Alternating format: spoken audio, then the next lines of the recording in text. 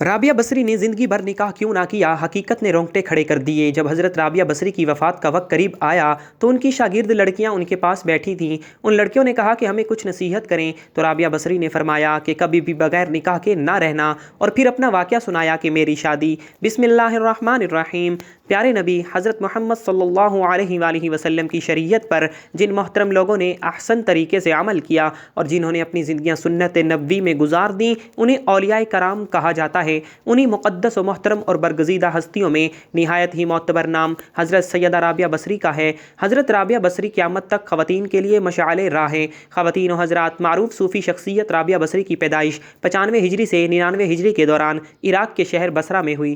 وہ ایک انتہائی غریب لیکن معزز گھرانے میں پیدا ہوئیں۔ رابعہ بصری اپنے والدین کی چوتھی بیٹی تھیں، اس لیے آپ کا نام رابعہ یعنی چوتھی رکھا گیا۔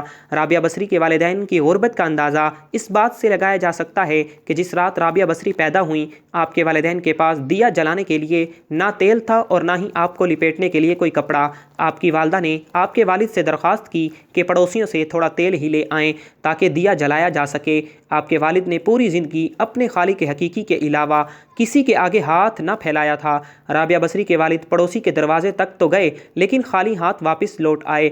رات کو رابعہ بصری کے والد کو خواب میں حضور پاک صلی اللہ علیہ وآلہ وسلم کی زیارت ہوئی اور انہوں نے رابعہ کے والد کو بشارت دی کہ تمہاری نومولود بیٹی خدا کی برگزیدہ بندی بنے گی اور مسلمانوں کو صحیح راہ پر لے کر آئے گی۔ تم امیر بصرہ کے پاس جاؤ اور اسے ہمارا پیغام دو کہ تم امیر بصرہ ہر روز رات کو 100 مرتبہ، جمعرات کو 400 مرتبہ درود پاک کا نذرانہ بھیجتے ہو، لیکن پچھلی جمعرات کو تم نے درود شریف نہ پڑھا، لہٰذا اس کے کفارے کے طور پر 400 دینار بطور کفارہ یہ پیغام پہنچانے والے کو دے دو۔ رابعہ بصری کے والد اٹھے اور امیر بصرہ کے پاس پہنچے۔ اس دوران آپ کی آنکھوں سے خوشی کے آنسو جاری تھے۔ جب امیر بصرہ کو رابعہ بصری کے والد کے ذریعے حضور پاک صلی اللہ علیہ وآلہ وسلم کا پیغام ملا تو یہ جان کر انتہائی خوش ہوا کہ وہ نبی آخر الزماں صلی اللہ علیہ وسلم کی نظروں میں ہے۔ اس نے شکرانے کے طور پر فوراً 1000 دینار غربا میں تقسیم کرائے اور 400 دینار رابعہ بصری کے والد کو ادا کیے اور ان سے درخواست کی کہ جب بھی کسی چیز کی ضرورت ہو بلا جھجک تشریف لائیں۔ کچھ عرصے بعد رابعہ بصری کے والد انتقال کر گئے۔ اسی اثنا میں بصرہ کے سخت قحط نے اپنی لپیٹ میں لے لیا۔ قحط کے دوران رابعہ بصری اپنی بہنوں سے بچھڑ گئیں۔ ایک بار رابعہ بصری ایک قافلے میں جا رہی تھیں کہ قافلے کو ڈاکوؤں نے لوٹ لیا اور ڈاکوؤں کے سرغنہ نے رابعہ بصری کو اپنی تحویل میں لے لیا اور آپ کو لوٹ کے مال کی طرح بازار میں لونڈی بنا کر بیچ دیا۔ آپ کا آقا آپ سے انتہائی سخت محنت و مشقت کا کام لیتا تھا، اس کے باوجود آپ دن بھر کام کرتی اور رات بھر عبادت کرتی رہتی اور دن میں بھی زیادہ تر روزے رکھتی۔ اتفاقاً ایک دفعہ رابعہ بصری کا آقا آدھی رات کو جاگ گیا اور کسی کی گری اوزاری کی آواز سن کر دیکھنے چلا گیا۔ رات کے اس پہر کون اس طرح گرا اوزاری کر رہا ہے؟ مجھے دیکھ کر حیران رہ گیا کہ رابعہ بصری اللہ کے حضور سر بسجود ہے اور نہایت عاجزی کے ساتھ کہہ رہی ہے، اے اللہ تو میری مجبوریوں سے خوب واقف ہے، گھر کا کام کاج مجھے تیری طرف سے آنے سے روکتا ہے، تو مجھے اپنی عبادت کے لیے پکارتا ہے، مگر میں جب تک تیری بارگاہ میں حاضر ہوتی ہوں نمازوں کا وقت گزر جاتا ہے، اس لیے میری معذرت قبول فرما لے اور میرے گناہوں کو معاف کر دے۔ اور اپنی کنیز کا یہ کلام اور عبادت کا یہ منظر دیکھ کر رابعہ بصری کا مالک خوف خدا سے لرز گیا۔ اس نے یہ فیصلہ کیا کہ ایسی اللہ والی کنیز سے اپنی خدمت کرانے کی بجائے بہتر یہ ہوگا کہ خود اس کی خدمت کی جائے۔ صبح ہونے پر وہ آپ کی خدمت میں حاضر ہوا اور اپنے فیصلے سے آپ کو آگاہ کیا۔ اس نے کہا کہ آج سے آپ میری طرف سے آزاد ہیں، اگر آپ اسی گھر میں قیام کریں تو میری خوش نصیبی ہوگی، ورنہ آپ اپنی مرضی کی مالک ہیں، لیکن اگر آپ یہاں سے کوچ کر جانے کا فیصلہ کرتی ہیں تو میری بس ایک ہی درخواست ہے کہ میری طرف سے کی جانے والی تمام زیادتیوں کو اس ذات کے صدقے معاف کر دیں جس کی آپ راتوں کو جاگ جاگ کر عبادت کرتی ہیں۔ ناظرین، جو بھی انسان اللہ کا ہو جاتا ہے تو اللہ پاک اس کی حفاظت و نصرت فرماتے ہیں اور دنیا کی کوئی طاقت بھی اس کو نقصان نہیں پہنچا سکتی۔ ناظرین، ابتدا میں تو حضرت رابعہ بصری کے حسن و جمال کی دھوم مچی ہوئی تھی، مگر جوانی کے شب و روز انہوں نے یاد الہی میں گزار دیے۔ ان کے چہرے پر پاکیزگی کا ایک ایسا نقاب تھا کہ دیکھنے والوں کی نگاہیں خود بخود جھک جاتی تھیں۔ اسی زمانے میں ایک نوجوان نے انہیں رات کے وقت چاند کی طرح دمکتے دیکھا۔ آپ رحمت اللہ علیہ کی کوئی غیر مرئی خیالی مخلوق سمجھ کر بھاگ کھڑا ہوا، لیکن دوسری صبح جب وہی چہرہ اسے بصرہ کی ایک بازار میں نظر آیا تو وہ عقل و خرد سے ہاتھ دھو بیٹھا اور رات دن اسی کے تصور میں رہنے لگا۔ آخر دل کے ہاتھوں مجبور ہو گیا تو لوگوں سے پتہ پوچھتا ہوا حضرت رابعہ بصری کے گھر جا پہنچا۔ آپ کہا کرتی تھیں کہ دل کے دروازے ہمیشہ کھلے رکھو، کیونکہ معلوم محبوب کس وقت تک دستک دے دے۔ تھے مگر گھر کے دروازے بند ہوں یا کھلے ہوں ان کی دانست میں برابر تھے۔ نوجوان کو خلاف توقع ان کا دروازہ کھلا ہوا ملا۔ اس نے اپنے دل کی دھڑکنوں پر بڑی مشکل سے قابو پایا۔ رات کا وقت تھا، اندر چراغ روشن تھا۔ یہ سوچ کر بے باکی سے اندر داخل ہو گیا کہ حال دل سنا دینے میں کیا حرج ہے، زیادہ سے زیادہ انکار ہی تو ہو جائے گا، واپسی کا دروازہ بہرحال کھلا ہوا ہے۔ لیکن جب وہ اندر پہنچا تو وہاں کوئی نہیں تھا، البتہ چھت سے ایسی پرسوز آواز آ رہی تھی جیسے کوئی زیر لب ہجر کا رونا رو رہا ہو۔ نوجوان تیزی سے زینے پر چڑھ گیا۔ حضرت رابعہ بصری عشاء کی نماز سے فارغ ہو کر ثنا خوانی کر رہی تھی۔ پروردگار ستارے روشن ہو گئے، لوگ سو گئے، بادشاہوں نے دروازے بند کر لیے۔ ہر محبوب اپنے محبوب سے ماہ راز و نیاز ہے اور میں تیرے سامنے کھڑی ہوں۔ نوجوان پر سکتہ طاری ہو گیا۔ اسی اثنا میں حضرت رابعہ بصری نے پلٹ کر اسے ایسی قہر آلود نظروں سے دیکھا کہ اس کی زبان گم ہو گئی۔ رابعہ بصری نے اس کے قریب آ کر پوچھا، کیا تم مجھ سے شادی کی درخواست کرنے آئے ہو؟ نوجوان نے لرزتے ہوئے ہاتھ سے اپنی زبان کی طرف اشارہ کیا کہ وہ بول نہیں سکتا۔ حضرت رابعہ بصری نے کہا، اس سے پہلے کہ زبان کی طرح تیرا دل بھی چپ ہو جائے تو جس راستے سے آیا ہے اسی راستے سے لوٹ جا۔ جوان صرف آنکھوں سے التجا کر سکتا تھا کہ نہیں خاتون، میری گویائی مجھے واپس دے دے، میں تیرے مرتبے سے واقف نہیں تھا، مجھ سے غلطی ہوئی، مجھے معاف کر دے۔ لا علمی ہمیشہ قابل معافی ہوتی ہے۔ اس کے خاموش آنسوؤں کے جواب میں حضرت رابعہ بصری نے کہا، نوجوان، تو نے اگر مجھ سے کوئی زیادتی کی ہوتی تو میں تجھے یقیناً معاف کر دیتی۔ میں نے خود کو بہت پہلے اپنے رب کے حوالے کر دیا تھا۔ اب یہ معاملہ تیرے اور رب کے درمیان ہے۔ معافی مانگنا ہے تو اس سے مانگ۔ تو صدق کے دل سے توبہ کرنے کا ارادہ کرے تو شاید توبہ کی خاطر تیری زبان کھل جائے۔ یہ کہہ کر وہ نماز کے لیے کھڑی ہو گئی۔ نوجوان بے اختیار سجدے میں گر گیا، رو رہا تھا۔ نامعلوم کب تک روتا رہا۔ جب اسے ہوش آیا تو زبان کھل چکی تھی اور توبہ توبہ کا ورد کر رہی تھی۔ بصرہ کے بازاروں میں سالہ سال تک ایک مجذوب گرمی، جاڑے اور برسات سے بے نیاز ہو کر دیوانہ وار توبہ توبہ کے نعرے لگاتا رہا۔ اس کے نعروں سے بصرہ کی راتیں گونج اٹھتی تھیں اور بچے صحن کے ماؤں کے سینوں سے دبک جاتے تھے۔ آخر ایک دن وہ مجذوب اچانک ہی کہیں غائب ہو گیا، پھر کبھی اس کا پتہ نہیں چلا۔ وہ مجذوب یہی مذکورہ جوان تھا جو حضرت رابعہ بصری کی بدولت ہی دربار خداوندی میں مقرب ٹھہرا۔ رابعہ بصری ایک بہت ہی نیک اور عابدہ زاہدہ خاتون تھیں۔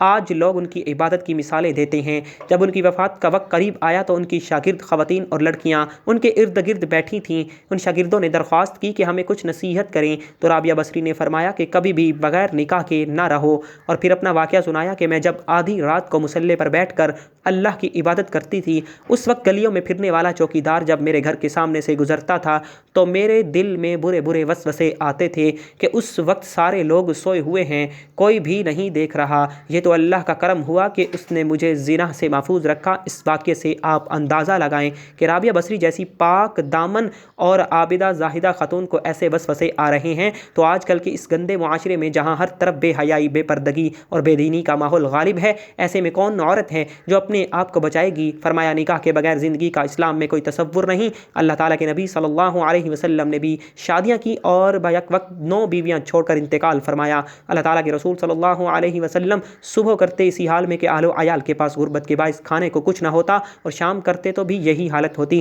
مگر اس کے باوجود 9 بیویاں چھوڑ کر انتقال فرمایا۔ اللہ تعالیٰ کے نبی صلی اللہ علیہ وآلہ وسلم نے بغیر نکاح کے زندگی گزارنے سے منع فرمایا ہے۔ خواتین و حضرات، ایک دفعہ حضرت حسن بصری رحمۃ اللہ علیہ نے حضرت رابعہ سے کہا کہ آپ شریعت کے مطابق شادی کر لیں۔ فرمایا، نکاح و شادی اس کے لیے ہے جس کا کوئی وجود ہو، یہاں نہ میرا کوئی وجود ہے اور نہ میں اپنی آپ مالک ہوں، اللہ تعالیٰ کی مملوک ہوں۔ ایک دفعہ کچھ اور لوگوں نے بھی آپ سے کہا کہ آپ شادی کر لیجئے۔ فرمایا، اگر 3 فکروں نے مجھے بے فکر کر دیجئے تو میں ضرور شادی کر لوں گی۔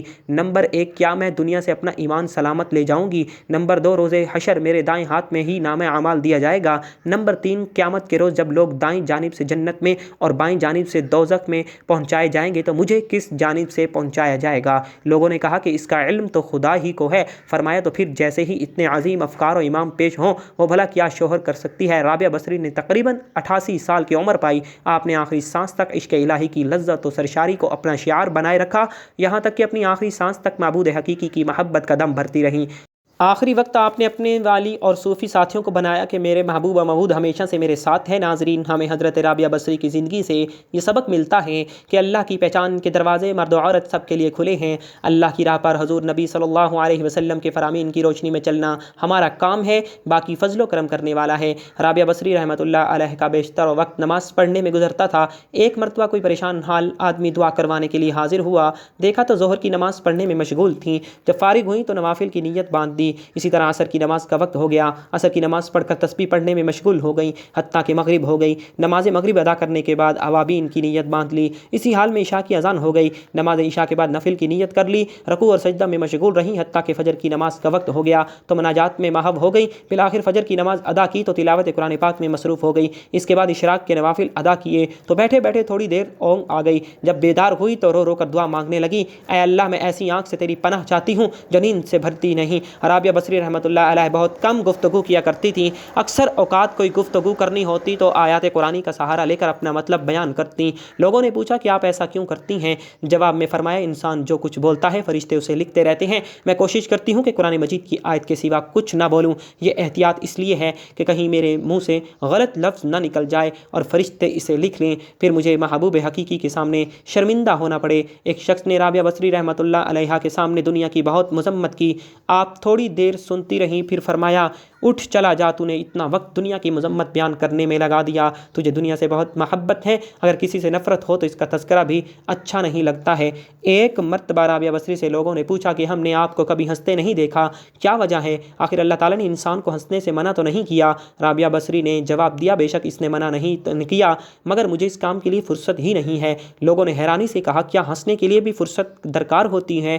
رابعہ بصری نے کہا، ہاں، دنیا میں وہی شخص ہنستا ہے جسے دل سے اطمینان حاصل ہو، اور میں ابھی اس نعمت سے محروم ہوں۔ اور حاضر مجلس نے درخواست کی کہ اپنی بات کی وضاحت فرما دیں۔ رابعہ بصری نے فرمایا، میں نے محبت کے لیے صرف ایک ہستی کا انتخاب کیا ہے اور وہ ہے اللہ تعالیٰ کی ذات۔ میں اس خوف سے روتی رہتی ہوں کہ کہیں میری زندگی بھر کی محنت ضائع نہ ہو جائے اور مرتے وقت مجھ سے یہ نہ کہہ دیا جائے کہ تو ہمارے لائق نہیں ہے۔ رابعہ بصری رحمۃ اللہ علیہ نے ساری زندگی کوارے پن میں گزار دی۔ ایک مرتبہ کچھ لوگوں نے اعتراض کیا کہ آپ لوگوں میں عارفہ کے نام سے مشہور ہیں، مگر آپ نبی علیہ السلام کی نکاح والی سنت پر عمل نہیں کرتی۔ رابعہ بصری رحمۃ اللہ علیہ نے جواب میں فرمایا، مجھے 3 باتوں کا اندیشہ ہے، اگر تم مجھے ان 3 اندیشوں سے نجات دلا دو تو میں آج ہی نکاح کر لوں گی۔ میرا پہلا اندیشہ یہ ہے کہ مرتے وقت ایمان سلامت لے جاؤں گی یا نہیں، دوسرا یہ کہ نام اعمال دائیں ہاتھ میں دیا جائے گا یا نہیں، تیسرا قیامت کے دن کچھ لوگ جنت میں جائیں گے کچھ جہنم میں، تم لوگ بتاؤ میں کس طرف جاؤں گی؟ لوگوں نے کہا، ہمیں کچھ معلوم نہیں ہے،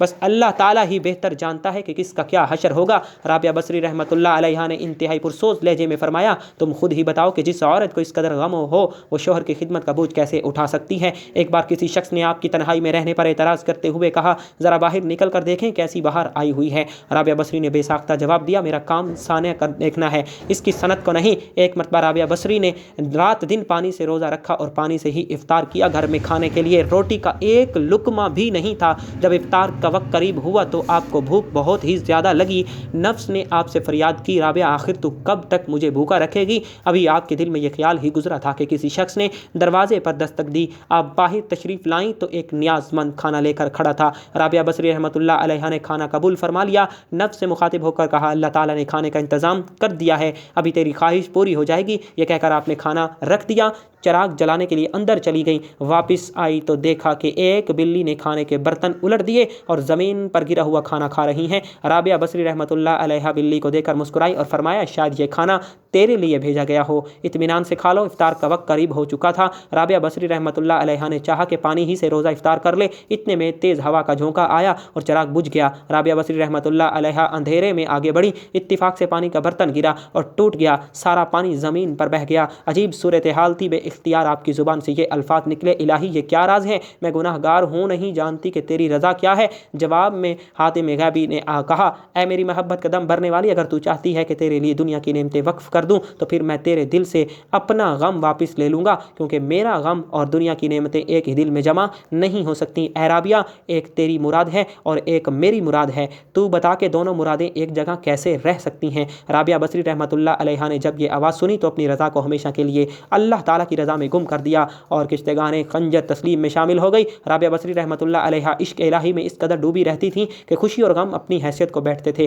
آپ خوف و طمع سے بے نیاز ہو کر اللہ تعالیٰ کی عبادت کرنے کو پسند کرتی تھیں۔ ایک بار آپ پر جذب کی کیفیت طاری ہوئی تو اہل بصرہ نے دیکھا کہ آپ ایک ہاتھ میں آگ اور دوسرے ہاتھ میں پانی لیے چلی جا رہی ہیں۔ لوگوں نے پوچھا، یہ کیا ہے اور آپ کہاں جا رہی ہیں؟ رابعہ بصری رحمۃ اللہ علیہ نے کہا، میں اس پانی سے دوزخ کو بجھانا چاہتی ہوں اور آگ سے جنت کو جلانا چاہتی ہوں تاکہ لوگ جنت و جہنم کے لالچ اور خوف سے اللہ تعالیٰ کی عبادت کریں۔ یہ رابعہ بصری کے جذب و مستی کی بات ہے، ورنہ عام مومنین کو قرآن مجید میں خوف و طمع دونوں حالتوں میں اللہ تعالیٰ کی عبادت کا حکم دیا گیا ہے۔ چنانچہ آپ نے ایک دفعہ مناجات میں کہا، اے اللہ، اگر میں تیری عبادت دوزخ کے خوف سے کرتی ہوں تو مجھے دوزخ میں ہی ڈال دینا، اور اگر میری عبادت جنت کے لیے ہے تو مجھ پر جنت حرام کر دینا، اور اگر میری عبادت فقط تیری رضا کے لیے ہے تو مجھے اپنے دیدار سے ہرگز محروم نہ رکھنا۔ ایک مرتبہ آپ نے تہجد کے وقت مناجات کرتے ہوئے فریاد کی، اے اللہ، رات آ گئی، دن چلا گیا، ستارے چمکتے لگے، دنیا کے بادشاہوں نے اپنے دروازے بند کر دیے، ایک دروازہ کھلا ہے، میں تجھ سے تجھی کو مانگتی ہوں۔ ایک مرتبہ آپ نے مناجات میں یہ دعا مانگی، اے اللہ، جو آسمان کو زمین پر گرنے سے روکے، ہوا ہے،